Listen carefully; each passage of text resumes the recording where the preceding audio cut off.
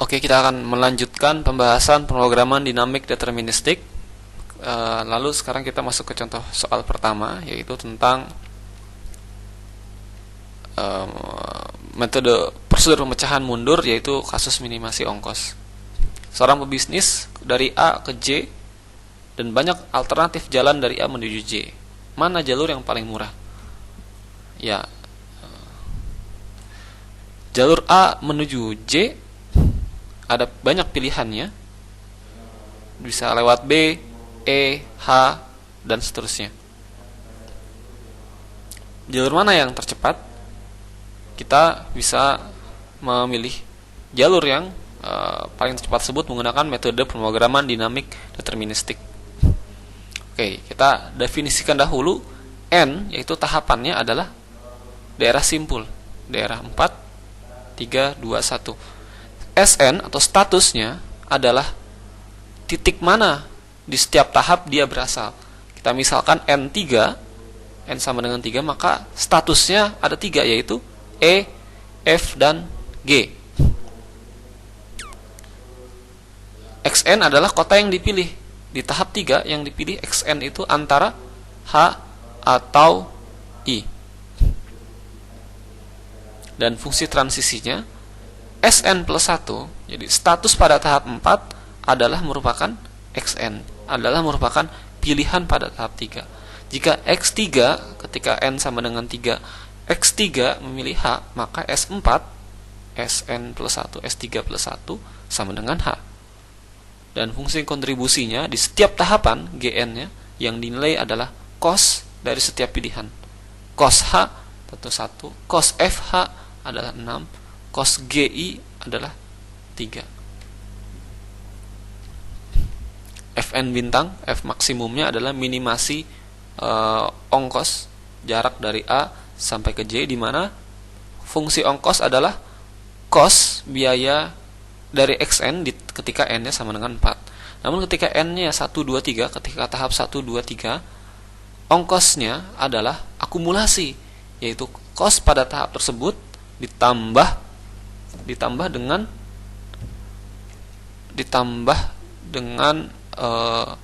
ongkos maksimum pada tahap sebelumnya. Oke, kita coba kerjakan. Kita mulai backward dari tahap 4. Kita mulai dari tahap 4. Ketika tahap 4, kita buat tabelnya. Ini artinya adalah state, ini adalah pilihan keputusan. Kita lihat di gambarnya. Ketika di tahap N4, pilihan statusnya kondisinya adalah H atau I. Dan pilihan keputusan hanya ada satu, yaitu menuju J. Berapa jarak H menuju J? Adalah 3. I menuju J jaraknya adalah 4. Kolom ini diisi F4 bintang, artinya F nilai maksimumnya adalah dari setiap di baris ini yang maksimumnya adalah tentu 3, baris ini adalah 4. 3 yang tercapai bila keputusan yang diambil adalah memilih J, dan maksimum di sini adalah 4 bila keputusan yang diambil adalah memilih J juga. Oke, kita dapatkan tabel yang pertama. Ini adalah resum tabel pertama. Lalu kita mundur ke tahap N sama dengan 3. Kita buat lagi tabelnya, kita gambar. Nah, di tahap N sama dengan 3, state-nya apa saja kira-kira? Ya, state-nya adalah E, F, dan G. Kondisi awalnya ketika di N sama dengan 3 adalah, status awalnya adalah, oke, sebelumnya kita cantumkan tabel yang sudah kita hitung. Tabel N sama dengan 4, itu E, F, G. Pilihan keputusannya yaitu H atau I. Oke. Jika E menuju H, berapa jaraknya? E menuju H jaraknya adalah 1. Namun karena ini pemrograman dinamis, kita tambahkan nilai maksimum dari tabel yang sudah kita hitung sebelumnya. Jika E menuju H, untuk H sampai ke tujuan, nilai maksimumnya adalah 3. Maka kita tambahkan 3.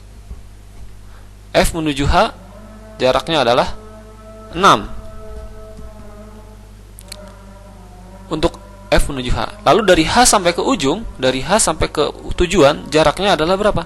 Cosnya adalah 3, maka kita jumlahkan dengan 3. Ini juga sama perhitungannya. Kira-kira berapa angka ini? Dari E menuju I adalah jaraknya adalah cosnya adalah 4, biayanya adalah 4. Namun dari I sampai ke titik ujung, kita lihat dari tabel yang sudah kita hitung adalah 4. Maka kita jumlahkan cosnya 4 sama dengan 8. Ini juga sama. Nilai ini berapa kira-kira?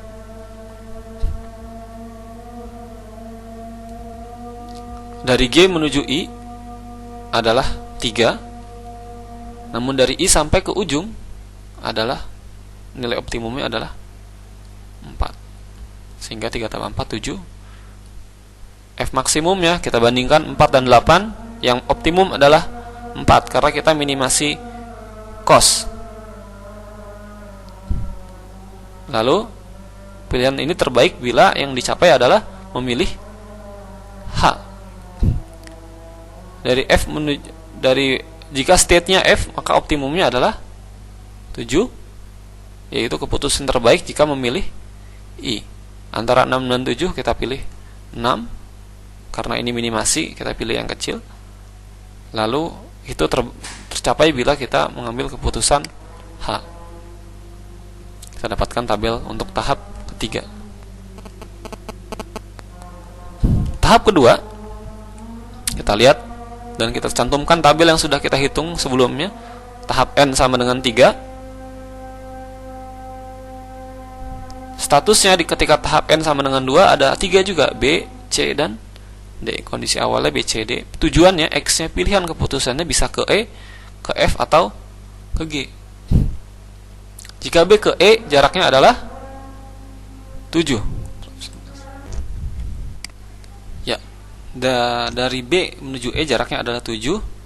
Nah, dari E sampai ke tujuan, sampai ke titik C tujuan tadi, optimumnya cosnya adalah berapa? Adalah 4. Kita lihat tabel yang sudah kita hitung sebelumnya. Jadi kita tabel 4 ini sudah termaktub, tabel 3 ini sudah termaktub pula di dalamnya tabel 4. Sehingga ketika mengerjakan tabel 2, kita cukup mempedulikan tabel 3.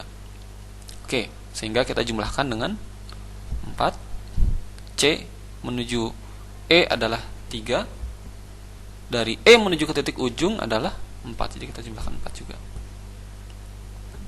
B menuju F jaraknya adalah 4. Sehingga kita ambil 4.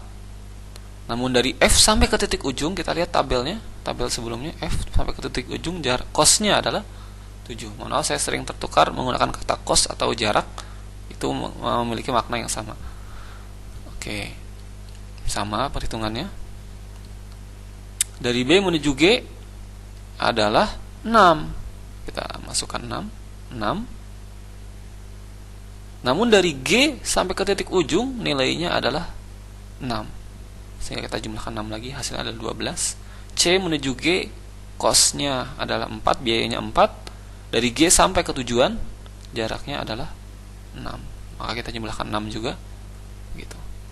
Kita lihat yang optimum adalah 11, yaitu keputusannya E atau F. Optimumnya adalah 7, yaitu keputusan E.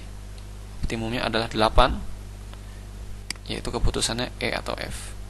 Oke, tabel 2 ini kita gunakan untuk menghitung tabel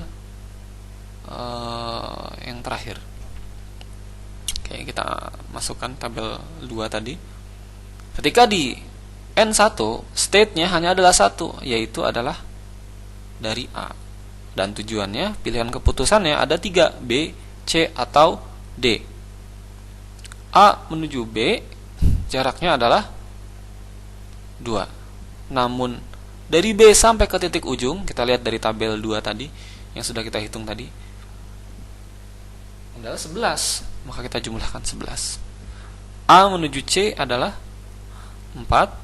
Tapi dari C sampai ke titik ujung, kita lihat tabel sebelumnya, C nilainya adalah cosnya, biayanya adalah 7. Kita jumlahkan 7. A menuju D 3, dari D sampai ke titik ujung adalah 8. Maka nilai optimumnya adalah antara 13, 11, dan 11, tentu 11. Pilihan keputusannya adalah C atau D. Oke. Kita bandingkan semua tabel. Mulai dari N. Ini tabel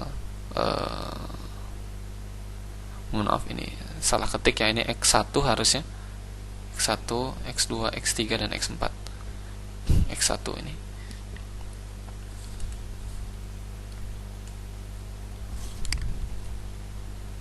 Oke. Kita lihat dari tabel N1, N2, N3, N4. Kita mulai runut. Dari N1 kita mulai dari state A, keputusan terbaiknya adalah ternyata ke C. Jadi ini adalah keputusan terbaik C. Ketika di tahap 2-nya C, keputusan terbaiknya adalah E. Ketika di tahap 3 N3E, keputusan terbaiknya adalah H. Kita masuk ke sini, H, keputusan terbaiknya adalah J. Maka jalur pertama adalah ACE HJ. Jalur kedua dari mana? Pertama dari A, lalu menuju ke tadi C sudah kita gunakan. Jika kita mulai dari A di N1, maka lalu ke pilihannya adalah D. Maka di N2 state-nya adalah D. Dari D tujuannya adalah ke F, ke E atau F. Kita pilih E dulu. Dari E tujuannya adalah ke H, dari H ke J. Itu adalah jalur kedua ADEHJ. Lintasan ketiga A ke D, dari D ke F. Dari tadi kita sudah gunakan E, sehingga dari D ke F, dari F ke I, dari I ke J. Itu adalah jalur ketiga ADFIJ. Sehingga bila lintasan satu adalah ini ACEHJ, lintasan kedua adalah ini ADEHJ, lintasan keempat adalah ini ADFIJ. Ini adalah latihan, dapat silahkan dikerjakan.